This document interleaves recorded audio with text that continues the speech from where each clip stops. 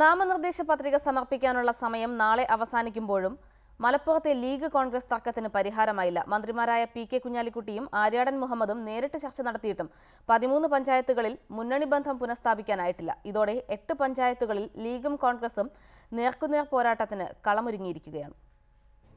തുടർച്ചയായ 4 ദിവസം അർദ്ധരാത്രി വരെ നീളുന്ന ചർച്ചകൾ നടത്തിയിട്ടും 13 പഞ്ചായത്തുകളിൽ UDF ബന്ധം പുനഃസ്ഥാപിക്കാനായിട്ടില്ല. ജില്ലാ നേതൃത്വം പരാജയപ്പെട്ടിടത്ത് സംസ്ഥാന നേതൃത്വവും മുട്ടുമടക്കുകയാണ്.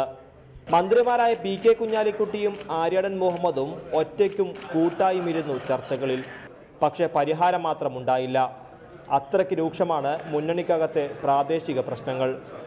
മൂത്തേടം, ചോക്കാട്, കരുവാരക്കുണ്ട്, കാളികാവ്, പോരൂർ, എടപ്പറ്റ, പൊന്മുണ്ടം, മാറാക്കര, ചെറിയമുണ്ടം, ഒഴൂർ, പുൽപ്പറ്റ, ആനക്കയം എന്നീ പഞ്ചായത്തുകളിലാണ് മുന്നണി തർക്കം ഇപ്പോഴും തീരാതെ നിൽക്കുന്നത്.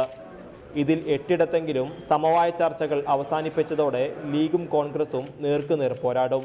ഇതിൽ പലയിടത്തും പാർട്ടികൾ സ്വന്തമായി സ്ഥാനാർത്ഥി പ്രഖ്യാപനം നടത്തി കഴിഞ്ഞു. മുന്നണി ബന്ധം നിലനിർത്താനായെങ്കിലും കൊണ്ടോട്ടിയിലും താനൂരും പരപ്പനങ്ങാടിയിലും പ്രചാരണം 2 വഴിക്കാണ്. കോട്ടക്കലിൽ ലീഗിലെ പ്രതിഷേധം ചേരിതിരിവിലേക്കാണ് നീങ്ങുന്നത്. മന്ത്രി പി.കെ. കുഞ്ഞാലിക്കുട്ടിയുടെ മണ്ഡലമായ വേങ്ങര കണ്ണമംഗലത്തെ തർക്കവും നേതൃത്വത്തിന് പുതിയ വെല്ലുവിളിയാണ്. ഇന്നത്തെ അവസാനഘട്ട ചർച്ചയും പരാജയപ്പെട്ടാൽ ഒറ്റയ്ക്ക് തെരഞ്ഞെടുപ്പിനെ നേരിടാനുള്ള നിർദ്ദേശം ഇരു നേതൃത്വങ്ങളും പാർട്ടികൾക്ക് നൽകിക്കഴിഞ്ഞു. റിപ്പോർട്ടർ, മലപ്പുറം.